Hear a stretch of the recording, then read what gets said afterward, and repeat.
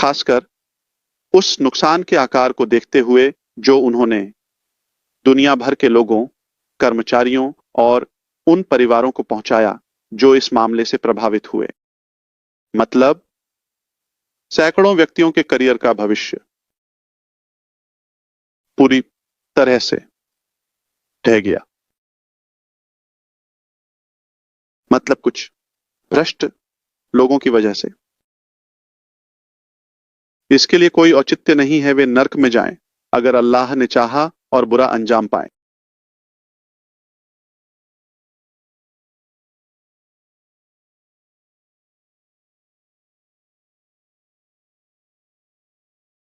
शुरुआत से ही जब मैंने महसूस किया कि चीजें उजागर होने वाली हैं और जिससे हम डर रहे थे वह हो सकता है, और वास्तव में वही हुआ। और ध्यान इस बात पर था कि परियोजना न ढहे। यहां मैं अपनी बात रखना चाहता हूं। मुझे नहीं पता कि यह सच है या नहीं, लेकिन मैं यहां हूं और मैं आपको रोक नहीं सकता। मैंने कहा कि कोई भी एम पैसिव को नहीं रोक सकता सिवाय भगवान के। ठीक है, एम पैसिव को एक कंपनी या स्टेशन के रूप में देखने का विचार नहीं है,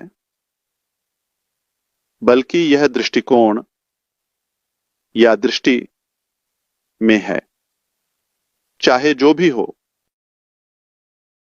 मैं ओमान सल्तनत में अपने एक भाई से मिलना चाहता हूं। यह उद्देश्य मैं प्राप्त करना चाहता हूं। क्या यह मेरे पहनावे के लिए महत्वपूर्ण है? उदाहरण के लिए, एक सुझाव था कि मैं ओमानी पारंपरिक पोशाक पहनूं।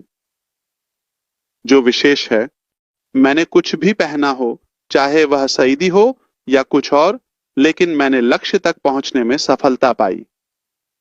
इसलिए हमने बाहरी चीजों, विवरणों, नामों और तरीकों पर ध्यान नहीं दिया। महत्वपूर्ण यह है कि हम लक्ष्य तक पहुंचें। तो यहां मेरा उद्देश्य यह स्पष्ट करना है कि लक्ष्य क्या है। मैं व्यक्तिगत रूप से मानता हूं कि मैं इस लक्ष्य के लिए पाया और बनाया गया हूं। मेरी जिंदगी में कुछ लोग ऐसे हैं जो बस एक संख्या या भीड़ के रूप में हमारे जीवन में आते हैं, और जिस दिन वे चले जाते हैं, अगले दिन हम उन्हें भूल जाते हैं। दुर्भाग्य से अधिकांश लोगों के पास जीवन में कोई लक्ष्य नहीं होता। मेरे लिए यह यात्रा या यह महान लक्ष्य सभी के लिए है, न कि केवल मेरे लिए व्यक्तिगत रूप से या मेरे छोटे परिवार के लिए। यह एक संदेश या जिम्मेदारी है जो मुझ पर डाली गई है।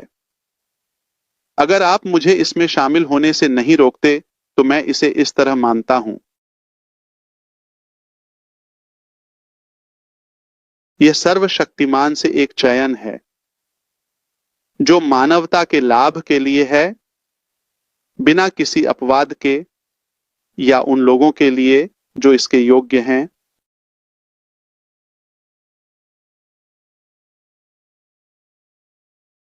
यह परिवर्तन दीर्घकालिक परिवर्तनों पर आधारित है, इंशा अल्लाह। अनपैसिव एक स्टेशन है इसके बाद, और अनपैसिव के कई स्टेशन हैं।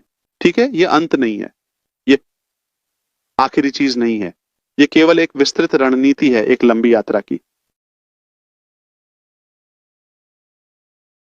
यह वही है जो बदलता है जब तक कि इंसान हार नहीं मानता या उसकी दृष्टि में कोई भ्रम नहीं होता। यही सबसे महत्वपूर्ण बात है। थॉमस एडिसन के बारे में कहा जाता है कि उन्होंने 10,000 प्रयास किए, 2,000 प्रयास किए, चाहे जो भी हो, 1,000 से अधिक प्रयास किए।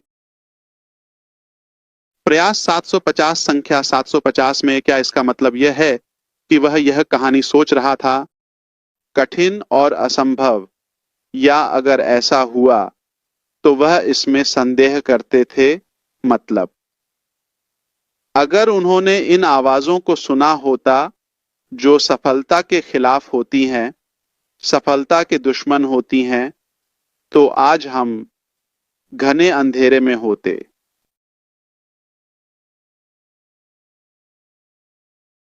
हम उन 2000 प्रयासों के बारे में नहीं सुनते जो सफल नहीं हुए। हमें उस प्रयास की परवाह है जो सफल होता है। तो जब उनसे पूछा गया, उदाहरण के लिए आप 2000 बार असफल हुए, क्या चीज ने आपको प्रेरित किया? नहीं नहीं नहीं, मैं असफल नहीं हुआ। मैंने 2000 ऐसे प्रयास खोजे जो सफल नहीं हुए, और मैं एक प्रयास या एक तरीका या एक उपाय खोज रहा था, एक सूत्र सफल हुआ। तो यह कीमत है। पिछले चरण में यह इस श्रृंखला या यात्रा में एक पड़ाव और एक पत्थर है जिसे हमें पसंद हो या ना हो, सफल हो या ना हो, कुछ गलतियों और चूकों के बिना निर्माण नहीं हो सकता। जब तक प्रयास है, क्रिया है, प्रगति है, जीवन है, तब तक गलतियां होंगी। खासकर जब विषय मनुष्यों से संबंधित हो तो हमें गलतियां करनी ही होंगी। एकमात्र घातक गलती है हार मान लेना। बाकी सब कुछ सुधारा जा सकता है।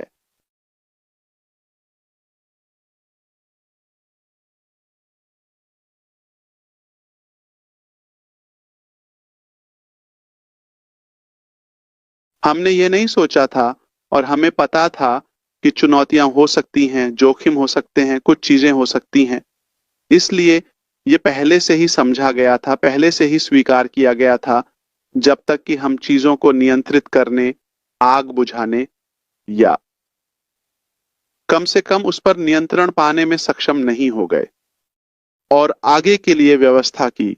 अब हमने सोचा कि समय आ गया है कि हम विस्तार से बात करें। मुझे नहीं पता कि आप किस स्तर में रुचि रखते हैं, आप किस स्तर की जानकारी में रुचि रखते हैं। यह वही है जो ओम पैसिव में हुआ। ओम पैसिव ने अमेरिकी सरकार के साथ हमारी प्रारंभिक समझौते के तहत बंद नहीं किया। नहीं, कुछ नहीं। मतलब काम में या कंपनी में कोई समस्या नहीं है, ठीक है। क्या हम आज दुबई में काम कर रहे हैं? नहीं, सब कुछ रुक गया है, ठीक है। क्या हम मिस्र में काम कर रहे हैं? नहीं। क्या हम बांग्लादेश या सिंगापुर में काम कर रहे हैं, या भारत में, जो आप जानते हैं? नहीं, सब कुछ रुकना जरूरी था, चाहे वह निर्माणाधीन हो या अन्य। मतलब यह गलत व्यक्तियों द्वारा प्रबंधित किया जा रहा था, कम से कम कहने के लिए, और उनमें से कुछ चोर थे, वो चलो इसे ऐसे ही कहें। तो हम कैसे जारी रख सकते हैं? इसीलिए यह जरूरी है, इस बुराई की जड़ को काटना जरूरी है, ताकि हम अगले चरण में जा सकें, ठीक है। तो यह स्थिति ओम पासिफ में हुई। विवरण हम बाद में चर्चा कर सकते हैं, मतलब सिर्फ मनोरंजन के लिए। लेकिन हमें यहां आगे की बातों की परवाह है। यही कारण है कि मैं आज आपसे मिलने आया हूं। व्यक्तिगत रूप से मेरा इस व्यवसाय में या किसी अन्य में कोई मतलब नहीं है। मैं थक गया हूं इन सभी चुनौतियों से, और हर कोई इसे हराना चाहता है। हर कोई इस कंपनी, इस व्यक्ति और इस सफलता को खत्म करना चाहता है। और मूल रूप से मैंने यह सब किया है जबकि कोई और इस इरादे में ईमानदार नहीं है। लेकिन मैं आपको यह सबक देता हूं यह कहकर कि यह एक बहाना है और बस। मुझे खेद है